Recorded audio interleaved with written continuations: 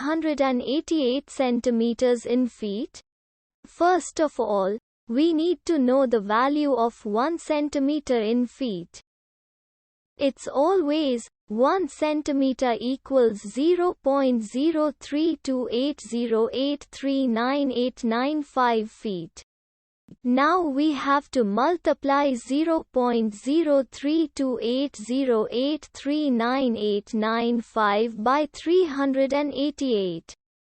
Therefore, 388 centimeters times 0.03280839895 feet equals 12.729658796 feet.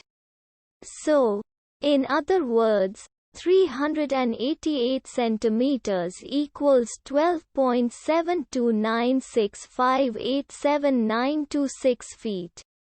We hope you have enjoyed this video.